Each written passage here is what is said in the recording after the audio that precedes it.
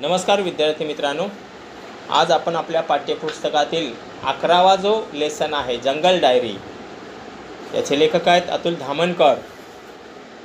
तर आपण पाठीमागच्या वेळेला एक 2-3 पॅरेग्राफ स्पष्टीकरणासहित पाहिले होते. चला तर मग आता उरलेला पाठ आपण इथं पाहूया. अचानक नाल्याच्या पलीकडून आलेल्या बारीक आवाजानं मी जागीच थबकलो. लेखक सांगतायत की नाल्याच्या पलीकडून असा आवाज आला आणि थबकलो म्हणजे थांबलो. माझ्या अंगावर सरसरून काटा आला. लेखक सांगताय की माझ्या अंगावरती काटा आला. जसा हा आवाज आला त्याच्यानंतर मी जागीच थबकलो आणि थांबलो. थबकलो म्हणजे थांबलो. I can stop there. माझ्या अंगावर सरसरून काटा आला. 1 वर्षाच्या वाघाच्या अभ्यासानं आणि अनुभवानं ते ठाऊक होतं. लेखकाने 1 वर्षाचा वाघाचा अभ्यास केला होता, स्टडी केला होता आणि त्यांना तो अनुभव होता, एक्सपिरियन्स होता आणि त्याने ठाऊक होतं की निश्चितच हा कोणाचा तरी म्हणजे वाघिणीचा आवाज आहे, की हा वाघिणीचा आवाज आहे. आणि त्यांनी ओळखलं जो आवाज आहे तो निश्चित खरोखरच वाघिणीचा आहे. ती या आवाजानं आपल्या पिल्लांना बोलवत असावी आणि असा आवाज देऊन ती आपल्या पिल्लांना आपल्याजवळ बोलवत असावी. अचानक पाण्यात धपकन काहीतरी पडल्याचा आवाज आला आणि काहीतरी धपकन पाण्यात पडल्याचा आवाज आला. मी पाणवठ्याकडे पाहिलं. ज्या ठिकाणी पाणी होतं, ज्या ठिकाणी पाणी साचलं होतं, ज्या ठिकाणी पाणवठा होता त्या ठिकाणी पाहिलं. लेखक सांगताय आणि आश्चर्याने थक्क झालो. लेखक सरप्राईज झाले. एका पिल्लानं बाजूच्या जांभळीच्या झाडीतून थेट पाण्यात उडी घेतली होती. वाघिणीचं जे एक पिल्लू होतं त्या पिल्लानं काय केलं, जांभळीच्या झाडीतून काय केलं, थेट पाण्यामध्ये, थेट म्हणजे स्ट्रेट पाण्यामध्ये उडी घेतली.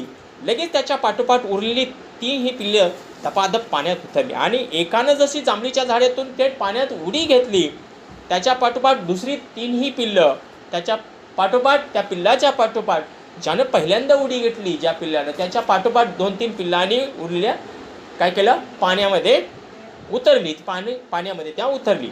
आईचा आश्वासक आवाज त्यांच्याकरता उत्साहाचा वारं भरणारा ठरला होता. म्हणजे आईनं त्यांना करत बोलवलं होतं आणि खरोखरच तिचा जो आवाज होता आणि तो आवाज ऐकून पिल्लं आपल्या आईच्या दिशेने येत होती आणि उत्साहाचं वातावरण त्यानं आनंद झाला आणि आनंद भरणारा होता असं बोललं तर वावगं ठरणार नव्हतं.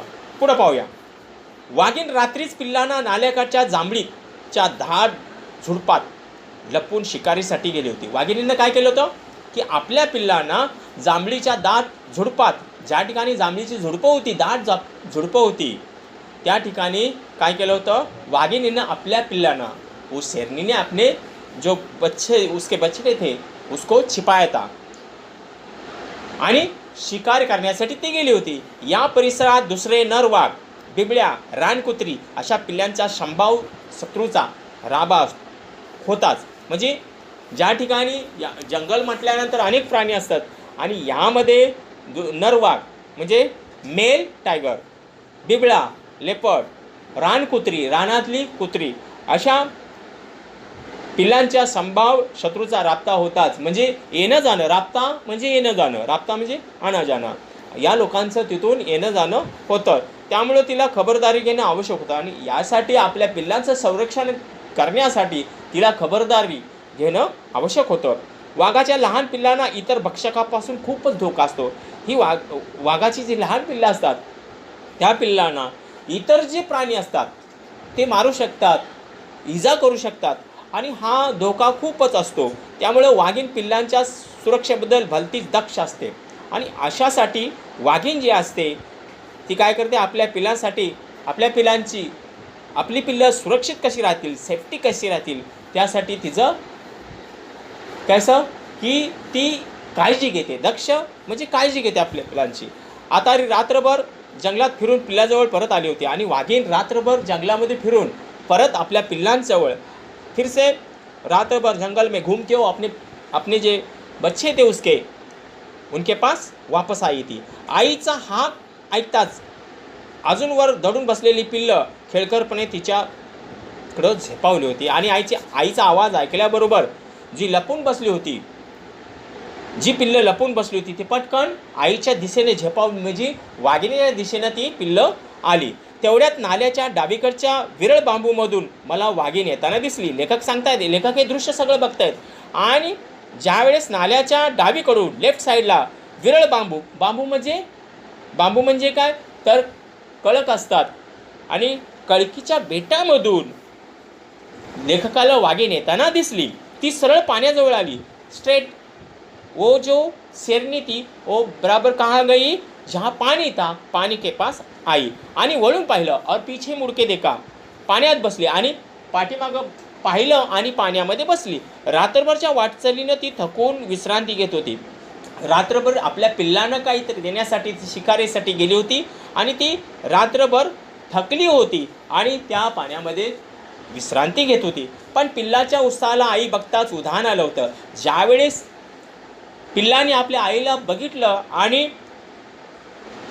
ज्यावेळेस आई त्यांना दिसली, तर आईला बघताच उत्साहाला उधाण येणे म्हणजे खूप आनंद होणे, खूप आनंद झाला. पिल्लानं आपल्या आईला बघताच खूप आनंद झाला. त्यातील एका पिल्लानं तर वाघिणीच्या पाठीवर उडी घेतली. त्यातलं एक जे पिल्लू होतं त्यानं काय केलं, पटकन आपल्या आईच्या पाठीवर आपने माँ के पीठ पे छलांग लिया. पण तिथून घसरल्याने ते धपकन पाणी, आणि आईच्या पाठीवर ज्यावेळेस त्यानं उडी घेतली त्या पिल्लानं, त्यावेळेस पटकन घसरून ते पाण्यामध्ये पडलं. तोंडावर पाणी उडताच, आणि ज्यावेळेस वाघिणीच्या किंवा त्याच्या तोंडावर पाणी ज्यावेळेस उडलं, त्यावेळेस वाघिणीनं मंदपणे गुरगुरून नापसंती व्यक्त केली. वाघीण जरा गुरगुरली, त्याला आवाज दिला पिल्लाला की बाबा रे असं करू नको. नापसंती दर्शवली म्हणजे असं करू नको, असं आपल्या पिल्लांना सांगितलं. पण पिल्लांना त्याच्याशी काही देणं घेणं नव्हतं. जी पिल्लं होती ती मस्ती करत जात होती. त्यांच्या आईच्या भोवती जबरदस्त दंगाधोपा सुरू झाला होता, आणि आपल्या आईभोवती ती पिल्लं काय करत होती, दंगामस्ती किंवा दंगाधोपा, गोंधळ करत होती.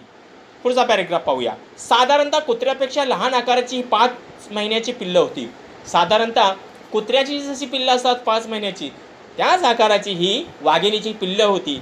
या वयात लहान मुलं जशी खेळकर असतात, जशी लहान मुलं लहान वयामध्ये खेळकर असतात, खोडकर असतात, तशीच हे खेळकर होती. तशीच ही वाघिणीची पिल्लं काय होती, खेळकर होती.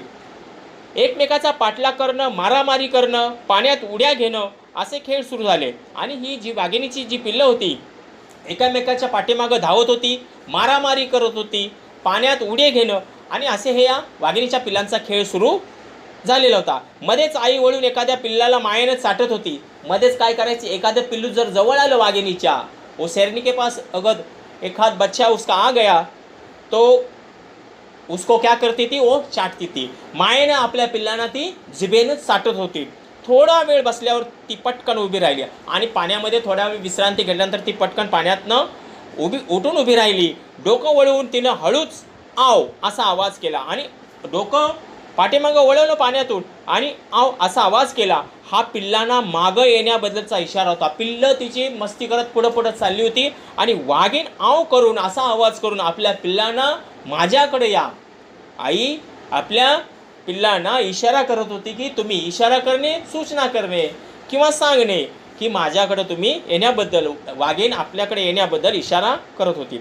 लगेच वळून ती चालायला लागली, आणि वळून चालायला लागली हिनं जंगलात कुठंतरी नक्कीच एखादं सांबर, रानगवा, नीलगाय, रानडुकराची शिकार साधली असावी. आणि अशा प्रकारे या वाघिणीनं जंगलामध्ये नक्कीच एखादं सांबर असेल, रानगवा, नीलगाय आणि रानडुक्कर अशा हे जे प्राणी आहेत त्यांची शिकार साधली असावी. पण अशी शिकार जड असल्याने, आणि हे जे प्राणी आहेत, सांबर असेल, रानगवा असेल, नीलगाय असेल, रानडुक्कर असेल, हे मोठे मोठे प्राणी असतात, आणि ते वाघिणीला ओढत आपल्या पिल्लांच्या जवळ नेणं हे खूप अशक्य, इम्पॉसिबल होतं, शक्य नसतं. त्यामुळं पिल्लाजवळ येऊन घटकावर पाण्यात बसून तिनं विश्रांती घेतली होती, आणि अशाच प्रकारे आपल्या पिल्लाजवळ शिकार करून ती पाण्यामध्ये येऊन विश्रांती म्हणजे काय, रेस्ट घेतली होती. आणि आता ती पिल्लानं त्या शिकारीकडे घेऊन जात होती. आणि अशा प्रकारे ज्या ठिकाणी वाघिणीनं शिकार केली होती त्या ठिकाणी ती आपल्या पिल्लांना घेऊन जात होती. ज्या ठिकाणी वाघिणीनं शिकार केली होती, या 4 पिल्लासोबत स्वतःचं पोट भरण्यासाठी तिला सतत कोणती ना कोणती शिकार करणं आवश्यक होतं. त्या कलेमध्ये ती चांगलीच पारंगत होती आणि आपल्या पिल्लांचं पालन पोषण करण्यासाठी, स्वतःचं पोट भरण्यासाठी तिला सतत काही ना काहीतरी शिकार करणं हे आवश्यक होतं. आणि अशा प्रकारे आणि या शिकार करण्याच्या कलेमध्ये हे जे स्किल आहे शिकार करण्याचं, त्याच्यामध्ये ती पारंगत होती, म्हणजे हुशार होती. पुढचा पॅरेग्राफ पाहूया. वाघिणीनं नाला पार करून बांबूच्या गंजीत पाय ठेवला आणि नाला पार केला, क्रॉस केला. पार केला म्हणजे क्रॉस केला. आणि बांबू म्हणजे कळक जिथं असतात, कळकीचं जिथं बेट असतं तिथं पाय ठेवला. आत शिरण्याआधी तिनं वळून पिल्लासोबत, आपली पिल्लं आपल्यासोबत येत आहेत की नाही, आपले बच्चे अपने साथ आते की नाही, हे वळून पाहिले. पीछे मुडके देखा.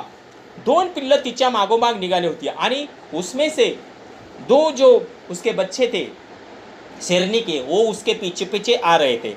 पण दोघांना अद्याप भान नव्हतं. 2 जी पिल्लं राहिलेली होती, 4 पिल्लं होती एकूण, 2 जी होती ती पाण्यामध्ये खेळतच होती. त्यांना भान नव्हतं. पाण्यामध्ये खेळण्यात ती दंग झाली होती. ती पाण्यातच एकमेकाशी काय करत होती, खेळण्यात दंग झाली होती. दंग होणे, तल्लीन होणे किंवा खेळण्याची मजा घेणे. आणि अशा प्रकारे 2 पिल्लं वाघिणीच्या सोबत आली होती आणि 2 पिल्लं अजूनही पाण्यात खेळत होती. वाघिणीनं परत त्यांना बोलवणारा आवाज काढला. ज्याप्रमाणे तिनं सुरुवातीला जसा आवाज काढला होता पिल्लांना बोलवण्यासाठी आपल्यापाशी, तसाच तिनं परत आव असा आवाज केला. आणि आपल्या पिल्लांना ती जी 2 जी आली होती बरोबर ती तिच्यासोबत होती, पण 2 अजूनही पाण्यामध्ये खेळत होती. त्यामुळं तिनं काय केलं, आव असा आवाज काढला आणि आपल्या पिल्लांना सोबत बोलवत होती. आईच्या या आवाजाबरोबर दोन्ही पिल्लांनी आपला खेळ थांबवला आणि जसा उरलेली जी 2 पिल्लं राहिली होती तशीच खेळत होती, त्यांना तो आवाज आपल्या आईचा आला आणि त्याने आपला जो खेळ होता तो स्टॉप केला आणि पळत सुटले आणि आपल्या आईकडे ते पळत सुटली. 2च मिनिटात पिल्लांना घेऊन वाघीण जंगलात दिसेनासे झाली. आणि लेखक सांगतायत की 2च मिनिटामध्ये वाघीण आपल्या 4ही पिल्लांना घेऊन जंगलामध्ये दिसेनाशी झाली. म्हणजे ज्या जंगलामध्ये ती जात होती तिथं 2च मिनिटामध्ये आपल्या 4ही पिल्लांना घेऊन ती दिसेनाशी झाली. म्हणजे विनविजिबल म्हणजे दिसेनाशी झाली पिल्लासोबत. आज मी वाघिणीतल्या आईची एक वेगळीच झलक बघितली होती. लेखक सांगतायत आज मला आईचं प्रेम काय असतं, आईचं वात्सल्य काय असतं, आईची माया काय असती आणि प्राण्यामध्ये पण ती असती, ही मी जवळून बघितली, झलक बघितली. माझ्या व्याग्र अनुभवात लेखक सांगतात की माझा जो वाघांच्या बाबतीतला जो अनुभव जो होता त्याच्यामध्ये हा मोलाची भर घालणारा अनुभव होता. आणि खरोखरच लेखक सांगतात की आज मी वाघांचा जो अभ्यास करण्याचा जो माझा अनुभव आहे त्यामध्ये आज वाघिणीतल्या आईचं प्रेम मी अगदी जवळून बघितलेलं आहे. आणि हा माझ्या अनुभवामध्ये, हा माझा एक्सपिरियन्समध्ये वाघांच्या अनेकच अनुभव हा मला आला. अशा प्रकारे हा जो जंगल डायरी हा जो लेसन आहे तो आता इथं आपल्याला संपलेला आहे. मला वाटतंय हा जो जंगल डायरी जो लेसन आहे तो तुम्हाला चांगल्या प्रकारे समजला असेल अशी मी आशा करतो. धन्यवाद. Thank you very much.